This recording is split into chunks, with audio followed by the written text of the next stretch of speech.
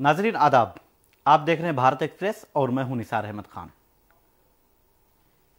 Election के इस मौसम में मध्य प्रदेश में वोटिंग हो चुकी है, लेकिन यहां पर 76% से ज्यादा वोटिंग हुई है। इसलिए यह कहा जा रहा है कि अवाम ने अपना फैसला वोटिंग के जरिए सुना दिया है। हालांकि वोटों की गिनती 3 दिसंबर को होगी, लेकिन उससे पहले कयास आराइयां शुरू हो गई हैं। इस सिलसिले में तफसीली बातचीत के लिए हमारे साथ भारत एक्सप्रेस उर्दू के एडिटर डॉक्टर खालिद रजा खान साहब मौजूद हैं। आपका इस्तकबाल है। मध्य प्रदेश की जो वोटिंग हुई है, 76% से ज़्यादा वोटिंग, लगभग 76.5 से ज़्यादा फीसद वोटिंग की इस बार हुई है। कांग्रेस भी दावे कर रही है और बीजेपी भी। आपका लंबा तजर्बा रहा है, आप इसे कैसे देखते हैं? आम तौर पर होता यह है कि दावे सब करते हैं, तमाम पार्टियां करती हैं। जो पार्टी इस हुकूमत में होती है तो जाहिर सी बात है उसको कई तरह के एडवांटेजेस भी रहते हैं, और डिसएडवांटेज ये है कि अगर बहुत सारे इल्जामात हैं और काम नहीं किया है या काम कम किया है तो एंटी इनकम्बेंसी, या बहुत ज़्यादा दिनों से है तो एंटी इनकम्बेंसी फैक्टर काम कर रहा होता है। तो इससे अपोजिशन को फ़ायदा भी होता है। अगर अपोजिशन उसको जो बहुत सारी कमियां हैं उसको इनकैश करने के लिए आगे बढ़ती है या उसको उस तरह से इनकैश कर पाती है तो। लेकिन एक जनरल ट्रेंड रहा है, खास तौर से पूरे हिंदुस्तान में ये ट्रेंड देखा गया है मुख्तलिफ रियासतों में, लेकिन मध्य प्रदेश पर अगर हम खुसूसी तौर से नजर डालें तो मध्य प्रदेश में ये ट्रेंड गुज़श्ता कई असेंबली इलेक्शन से देखा गया है। अगर हम गुज़श्ता 20-25 साल की भी बात करें तो तकरीबन 15-20 साल 25 साल के दौरान, यानी पिछले 5 असेंबली या 6 असेंबली इलेक्शंस को पर नजर डालें और उनके वोटिंग पैटर्न को देखें तो ऐसा लगता है कि हर बार अगर वोटिंग परसेंटेज जब बढ़ा है रियासत में तो वो एंटी इनकम्बेंसी फैक्टर काम कर रहा होता है और सरकारें बदल जाती हैं, यानी हुकूमत दूसरी पार्टी यानी अपोजिशन की हो जाती है।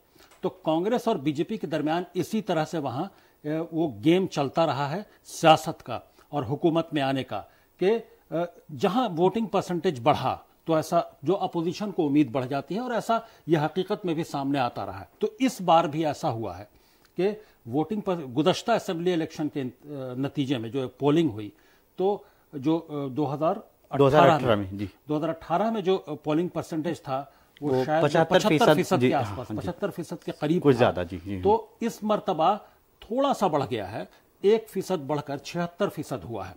तो ये एक तो वोटिंग परसेंटेज ठीक है, कोई बुरा परसेंटेज नहीं है पोलिंग का, तो और पिछली मर्तबा से 1% ज्यादा हुआ है। और कुल मिलाकर एंटी इनकम्बेंसी फैक्टर, ऐसा तमाम जो एनालिस्ट हैं, जो ऑब्जर्वर्स हैं और जो तमाम जो सियासत को समझते हैं उन लोगों का कि ये राय है कि एंटी इनकम्बेंसी फैक्टर बहुत जोर से काम कर रहा है, क्योंकि 15 साल से थोड़ा सा ज्यादा अरसा हो गया मुसलसल शिवराज सिंह चौहान जो है वो वज़ीर आला रहे हैं मध्य प्रदेश के, और बहुत सारी कमियां इस मर्तबा की उनकी हुकूमत में, बहुत सारे उन पर इल्ज़ामात लगे, करप्शन के इल्ज़ामात, ये बदउनवानी के इल्ज़ामात, जो और इसके अलावा ये जो जिस तरह से बहुत सारे प्रोजेक्ट्स पूरे नहीं हुए, तो बहुत सारे इल्ज़ामात हैं और बहुत सारे शोबों में काम नहीं हुआ। तो कांग्रेस उन तमाम कमियों को, नाकामियों को सरकार की, उसको अवाम में ले जाने में कई एनालिस्ट का ये कहना है, कई रिपोर्टर्स का ये कहना है कि बहुत हद तक कामयाब दिख रही थी। लेकिन ये पोलिंग में कितना कन्वर्ट हो पाता है, वोट में कितना कन्वर्ट हो पाता है, ये अभी कहना मुश्किल इसलिए है कि अब चूंकि इलेक्शन का नतीजा 3 दिसंबर को आना है तो सब कुछ सामने आ जाएगा। लेकिन पोलिंग परसेंटेज बढ़ने से एक जैसा जो पैटर्न रहा है उस हिसाब से ये हम लोग एनालाइज कर रहे हैं कि कमलनाथ का दावा है, जो कांग्रेस के सीएम फेस हैं, वाज़े तौर पर सीएम फेस कमलनाथ ही दिखाई देते हैं, उनका वाज़े तौर पर कहना है कि 2018 में वोटिंग फीसद में इजाफा हुआ था, कांग्रेस इख्तिदार में आई थी, कांग्रेस सत्ता में आई थी 2013 के मुकाबले। उनके दावे में कितनी हकीकत आपको दिखाई देती है या ये कितना भरोसा? जो बात हम लोग करते रहे हैं कि मुसलसल हर असेंबली इलेक्शन में सरकार जरूर कांग्रेस की बन गई थी। 2018 असेंबली इलेक्शन जब हुए, पोलिंग परसेंटेज भी बढ़ा और सरकार कांग्रेस की बन गई। उसके बाद बहुत सारी जो हॉर्स ट्रेडिंग शुरू हुई, बहुत सारी तरीके से सरकार के जो एमएलए हैं वो टूटे, तो और जो इल्ज़ामात लगते रहे सियासी पार्टियों पर ख़रीद फरोख्त के, जो एमएलए हैं उनको लुभाने, बहुत सारे पैसे वैसे देकर लुभाने के लिए, कि बड़ी रकम देकर लुभाने की जो कोशिश की जाती है, कुछ वजारत, कुछ और ओहदों के जरिए उनको लुभाने की जो कोशिश रही। तो ये सब इल्ज़ामात हैं कांग्रेस के कि उसके जरिए उसने हुकूमत को तोड़ा, हुकूमत को गिराया और फिर नई हुकूमत बीजेपी की बनी। तो अब उस तनाजुर में अगर देखें तो कमलनाथ यानी कांग्रेस की कामयाबी पिछले बार वोटिंग परसेंटेज बढ़ने से रही थी, इस बार भी वोटिंग परसेंटेज बढ़ा है। तो ये एक हम लोग की एनालिसिस है, अब देखा जाए रिजल्ट क्या कहता है। शिवराज सिंह चौहान का दावा है कि अब तक की सबसे बड़ी कामयाबी मिलने जा रही है, यानी वो गुज़िश्ता जितनी भी कामयाबी हासिल कर रहे हैं उससे बड़ी कामयाबी इस इलेक्शन में मिलने जा रही है। आप मध्य प्रदेश इलेक्शन में हमें गाइड करते रहे हैं, सीट बाय सीट भी आप हमें बताते रहे हैं कि इस सीट का ये तज्जिया हो सकता है या ये पोजीशन हो सकती है। शिवराज सिंह चौहान का जो दावा है वो आप कैसे देखेंगे? क्योंकि एक तरह से देखा जाए तो इस इलेक्शन में शिवराज सिंह चौहान का फेस नहीं रहा है, वजीर आजम नरेंद्र मोदी साहब के नाम पर इलेक्शन लड़ा गया है। देखिए, सबसे बड़े जो कांग्रेस जिस तरह से कैंपेन ले जा रही थी और कांग्रेस का यह कहना था कि शिवराज सिंह चौहान चूंकि नाकाम रहे हैं, हर शोबे में नाकाम रहे हैं, तमाम तरह से नाकामियां झेलते रहे वो, इसलिए उनके फेस पर बीजेपी डेयर नहीं कर पा रही है कि उनके फेस को आगे लेकर जाए और उनको प्रोजेक्ट करते हुए सीएम कैंडिडेट के तौर पर इलेक्शन लड़े। इसलिए वज़ीर-ए-आज़म नरेंद्र मोदी का चेहरा सामने करना पड़ा और वज़ीर-ए-आज़म नरेंद्र मोदी के चेहरे को सामने रखकर ही मध्य प्रदेश का असेंबली इलेक्शन हुआ, बीजेपी ने लड़ा। तो कांग्रेस जो ये दावा कर रही है, तो अब जाहिर सी बात है ये चीजें सामने भी आई। वज़ीर-ए-आज़म मुसलसल लगातार कैंपेन करते नजर आए, बिल्कुल वार फुटिंग पे वो कैंपेन कर रहे थे, के बाद दिगरे लगातार तमाम दूसरी रियासतों के साथ मध्य प्रदेश में भी वो मौजूद रहते थे। तो कुल मिलाकर कांग्रेस के दावे में कितनी मजबूती है और कितना दम है उस दावे में, इसके लिए भी हम लोगों को इंतजार करना पड़ेगा। हम लोग बस एनालिसिस कर रहे हैं और जो वोटिंग परसेंटेज बढ़ा है 1% सही, लेकिन उस बुनियाद पर कांग्रेस को भी उम्मीद है और हम पिछड़े आंकड़ों की बुनियाद पर जो गुज़श्ता असेंबली इलेक्शंस के जो डेटा रहा है पोलिंग परसेंटेज का, उस बुनियाद पर भी हम ये कह रहे हैं कि जब पोलिंग परसेंटेज बढ़ा है, हुकूमतें बदली हैं। अब जब गुज़िश्ता इलेक्शन की बात कर रहे हैं 2018 की, तो अगर हम चले जाते हैं 2003 का देखते हैं तो 2003 में 1998 के मुकाबले 7% वोटिंग का इजाफा हुआ था, तो उसमें बीजेपी इक़्तिदार में आ गई थी। उसके बाद 2008 में जब फिर हम देखते हैं तो वोट ज़्यादा नहीं बढ़े थे, लगभग 2.5% के आसपास वोटिंग में इजाफा हुआ था, तो उस वक्त बीजेपी इक़्तिदार में दोबारा आई थी। फिर 2013 में देखें तो 70% वोटिंग हुई थी और वहाँ पर फिर बीजेपी इक़्तिदार में आई थी। 2018 में कांग्रेस, क्या लग रहा है कि फिर कोई बदलाव होगा? क्योंकि वोटिंग फीसद जब हम देख रहे हैं मध्य प्रदेश की तकसीम के बाद से 2000 में हुई और उससे पहले की भी एदाद-ओ-शुमार हमारे पास हैं और वो भी यही कहते हैं। तो अब अगर देखा जाए दोनों के दावों की बात अगर की जाए तो मुझे नहीं लगता कि बहुत ज़्यादा कोई फ़र्क हुआ है वोटिंग में। वोटिंग में फ़र्क नहीं हुआ है, लेकिन अब जो शिवराज सिंह चौहान की जो सरकार है वो कई मामलों में कांग्रेस के जरिए घेरी गई है जी। और अब छोटा सा मैं अगर एग्जाम्पल दूं तो कई छोटी छोटी जो वाक़े होते हैं जी, तो उसकी बुनियाद पर बहुत सारे एनालिस्ट या जो अपोजिशन पार्टियां हैं वो नतीजा निकालने लगती हैं कि हालात क्या हैं, हवा का रुख क्या है, सियासी ऊंट किस करवट बैठेगा, ये तमाम चीज़ें। जैसे दो तीन दिनों से लगातार ये न्यूज़ वायरल हो रही है और शिवराज सिंह चौहान का एक नया बंगला दिखाया जा रहा है कि शिवराज सिंह चौहान पिछले काफ़ी दिनों से शिवराज सिंह चौहान के नए बंगले का काम चल रहा था, तो और वो नया बंगला बनकर तैयार भी हो गया है और जब पोलिंग से पहले वो तैयार हो गया मुकम्मल तौर पर और शिवराज सिंह चौहान वहां अब शिफ्टिंग की तैयारी कर रहे हैं और सीएम हाउस छोड़ रहे हैं। लेकिन ये कांग्रेस की तरफ से वायरल किया जा रहा है, लगातार वायरल हो रहा है ये वीडियो।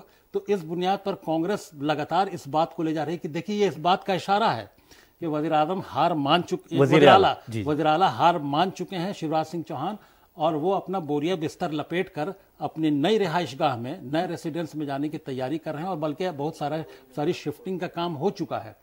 तो ये अपने जो वर्कर्स हैं जिन्होंने काफ़ी मेहनत की है कांग्रेस के, उनके जोशो खरोश को बरकरार रखने के लिए ये इस तरह की खबरें एक मजबूती देती हैं वैसे जी जी, उन वर्कर्स इसका को, फायदा हो जाता है। इसका फायदा हो, लेकिन अब चूंकि पोलिंग हो चुकी है तो अब ऐसी खबरों का कोई फायदा नहीं है जी, ऐसी खबरें वायरल होकर वो ठीक है। हाँ, ये पोलिंग वोटिंग होने से पहले ये खबरें ज्यादा वायरल हुई थी। वायरल हुई थी जी, लेकिन पोलिंग के बाद भी लगातार ये खबरें उसी तरह से बनी हुई हैं।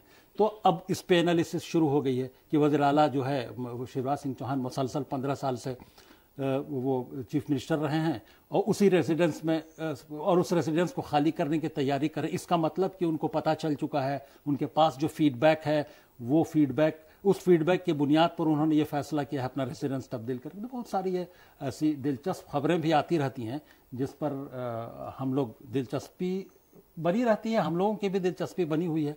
तो कुल मिलाकर इन सब का कोई ऐसा फायदा अभी फिलहाल तो नहीं है। इलेक्शन के यानी पोलिंग के पहले इस तरह की खबरों का हो सकता है कुछ थोड़ा बहुत असर, जो फ्लोटिंग वोट्स होते हैं, जो वोटर्स होते हैं, उन पर असर पड़ सकता है। लेकिन अब हम लोगों को नतीजों का ही इंतजार करना पड़ेगा। 3 दिसंबर का नतीजा आएंगे तो क्या होगा। उसके अलावा बहुत सारे इल्जामात भी दरमियान में लगे कि कई इलाकों में वोटिंग को जानबूझकर स्लो किया गया। पोलिंग प्रोसेस जो है 2 बजे से शाम 6 बजे तक लोग लाइन में लगे रहे और उनको पोलिंग वोट देने का मौका नहीं दिया गया।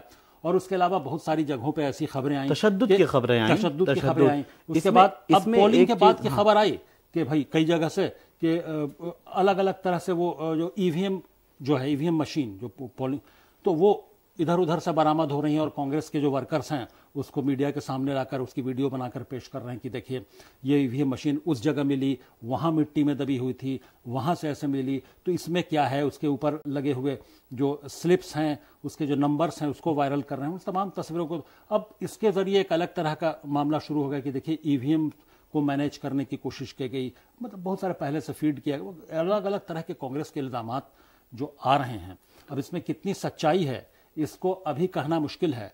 लेकिन अब 3 दिसंबर है, अब बहुत कम दिन बचा है। अब हम लोग देखते हैं कि 3 दिसंबर को नतीजा क्या बताता है। कल जो वोटिंग जिसकी बात आप कर रहे हैं कि कई जगह तशद्दुद हुए, इसमें एक कांग्रेस का जो काउंसलर थे, पार्षद थे, सलमान खान, उनका इंतकाल भी हो गया। कांग्रेस की तरफ से बीजेपी पर हमला किया गया है, इल्ज़ाम लगाया गया है। बीजेपी कह रही है ये एक हादसा है। इसके लिए आप किसको जिम्मेदार मानते हैं? देखिए, एक तो हम तमाम लोगों को मजम्मत करनी चाहिए कि जो पोलिंग के दरमियान वोटिंग प्रोसेस में जो तशद्दुद के वाक़यात होते हैं, इसका मतलब कि वहाँ पर एडमिनिस्ट्रेशन नाकाम रही, जो वहाँ पे पारामिलिट्री फोर्सेस तैनात की जाती हैं, जो ज़िला एडमिनिस्ट्रेशन होता है वो नाकाम रहा। आखिर तशद्दुद हुआ कैसे? तशद्दुद के दरमियान अगर जान जा रही है तो ये बहुत ही संजीदा मामला है और बहुत ही संगीन मामला है। तो इसके लिए जो लोकल एडमिनिस्ट्रेशन है वो पूरी तरह से जिम्मेदार है कि वो, और उस पर इल्ज़ामात फिर जो लगेंगे, अगर अपोजिशन यानी कांग्रेस के कैंडिडेट की जान गई है तो कांग्रेस अगर किसी तरह का इल्ज़ाम लगा रही होगी तो यकीनी तौर पर उस इल्ज़ामात को मजबूती मिलेगी। और यकीनी तौर पर यह काबिल मजम्मत बात है कि ज़िला एडमिनिस्ट्रेशन नाकाम रहा इस तरह के तशद्दुद के वाक़यात को रोकने में, यहाँ तक कि जान चली गई किसी एक लीडर की या वर्कर की। जी, इस सिलसिले में जब हम और आगे बढ़ते हैं तो अगर कांग्रेस की तरफ से सीएम फेस बिल्कुल वाज़ेह है, कमलनाथ जीत हासिल करने की सूरत में, बीजेपी की तरफ से अगर बीजेपी को फिर जीत मिलती है, क्योंकि 20 साल लगभग 19 साल का अरसा हो गया, क्योंकि 2003 से लेके इधर 2023 तक की अगर हम बात करें, बीच में गुज़िश्ता इलेक्शन के बाद में 1 साल के आसपास कांग्रेस की सरकार थी। अगर इस 19 साल के पूरे दौर को देखा जाए तो क्या नज़र आता है कि बीजेपी की तरफ से शिवराज सिंह चौहान, जो शायद मुश्किल नज़र आ रहा है क्योंकि उनको बैकफुट पे भेज दिया गया है। ज्योतिरादित्य सिंधिया कह चुके हैं कि मैं सीएम फेस नहीं हूँ, कभी दावेदार नहीं था। हालांकि 2018 में आपने देखा कि उनके जो ख्वाब थे, उनके जो सपने थे, वो टूटने के बाद ही उन्होंने कांग्रेस से बगावत की थी। उन्होंने कहा है कि मैं दावेदार नहीं हूँ। नरेंद्र सिंह तोमर जो मरकज़ी वज़ीर रहे हैं, अभी हैं मरकज़ी वज़ीर, एग्रीकल्चर मिनिस्टर हैं, किसानों का जो पूरा प्रोटेस्ट हुआ था, एहतजाज हुआ था, उसमें भी उन पर काफ़ी तनकीद भी की गई थी। हालांकि बाद में फिर उन्होंने मीटिंग वगैरह करके जो बैलेंस करने की कोशिश की थी, उनका भी नाम एक उभर कर सामने आता है। तीनों में से आपको कौन मजबूत नजर आ रहा है? एक और नाम है कैलाश विजयवर्गीय का। कैलाश विजयवर्गीय भी एक बड़े दावेदार हैं और बहुत पुराने और बीजेपी के कद्दावर लीडर रहे हैं और कई मरतबा कंट्रोवर्सी में भी रहे हैं। कंट्रोवर्सी में रहने की वजह से ज़्यादा न्यूज़ में भी रहे हैं और मजबूत दावेदार हैं। तो ये कई चेहरे हैं। अब हालांकि ज्योतिरादित्य सिंधिया इनकार कर चुके हैं, लेकिन उसका और नरेंद्र सिंह, जाहिर सी बात है सीनियर लीडर है नरेंद्र सिंह तोमर और मरकज में वजीर भी हैं। तो अगर शिवराज सिंह चौहान को अब किनारे कर रही है बीजेपी, तो नरेंद्र सिंह तोमर या कैलाश विजयवर्गीय में से, इन दो में से कोई एक चेहरा सामने हो सकता है वज़ीर आला के तौर पर, सीएम के तौर पर। और तमाम जो खबरें आ रही हैं और तमाम जो हालात दिख रहे हैं, उससे ऐसा लगता है कि अब शिवराज सिंह चौहान का वक्त मुकम्मल हो चुका है। काफी लंबी पारी वो खेल चुके हैं। इसलिए जो कांग्रेस का जो वीडियो वायरल हो रहा है कि वो उसको मजबूती मिल जाती है कि वो अपनी रिहाइशगाह तब्दील कर रहे हैं, सीएम हाउस छोड़ रहे हैं। तो दोनों सूरत में कि अगर बीजेपी जीतती है तब भी शायद शिवराज सिंह चौहान को मौका न मिले, तो तय वैसे भी रेसिडेंस छोड़ना होगा। अगर कांग्रेस जीतती है तब भी उनको खाली करना पड़ेगा। तो दोनों हालतों में अगर शिवराज सिंह चौहान के हाथ से बाजी जाती हुई दिख रही है। इस सिलसिले में मेरा आखिरी सवाल डॉक्टर साहब, क्योंकि वक्त की कमी है, तीसरी पार्टियां या तीसरी पार्टी की बात करें तो मध्य प्रदेश में आम आदमी पार्टी, समाजवादी पार्टी, कांग्रेस और बहुजन समाज पार्टी बीएसपी, इन्होंने भी किस्मत आजमाई की और छोटी छोटी पार्टियां वहां की हैं वो भी इलेक्शन में हिस्सा ले रही थी। तीसरी पार्टी का वजूद आप मध्य प्रदेश के इस इलेक्शन में कैसे देख रहे हैं और उनकी क्या अहमियत होगी और कहां तक वो कामयाब होंगे? देखिए, तीसरी पार्टी कभी भी मध्य प्रदेश में मजबूत नहीं रही है। 2-3 सीट 4 सीट ऐसे कभी समाजवादी पार्टी को, कभी बीएसपी को आती रही हैं। तो आम आदमी पार्टी भी अब मैदान में है। तो कुल मिलाकर अगर किसी तीसरी पार्टी को सीट आती भी है या तीसरी या चौथी भी होती है पार्टी, तो वही 2-3 का आंकड़ा रहेगा, 2-3। लेकिन मुझे तो लगता है कि जिस तरह का मुकाबला है कांग्रेस और बीजेपी में इस मरतबा, तो पता नहीं 2 से या 3 से ज़्यादा सीटें इन पार्टियों को आ पाएँ या नहीं आ पाएँ। तो कुल मिलाकर तीसरी पार्टी कभी मजबूत हालत में नहीं रही है मध्य प्रदेश में।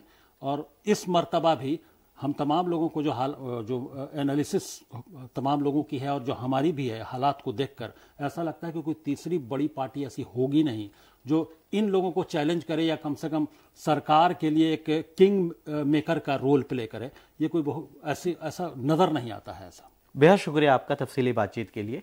मध्य प्रदेश की वोटिंग हो चुकी है, 76% से ज़्यादा वोटिंग हुई है। मध्य प्रदेश के राय दहिंदगान ने वाज़ेह कर दिया है कि हम किस तरफ जा रहे हैं, लेकिन इसके नताइज 3 दिसंबर को आएंगे। जब तक आप देखते रहें भारत एक्सप्रेस और हमें दे इजाज़त। शुक्रिया।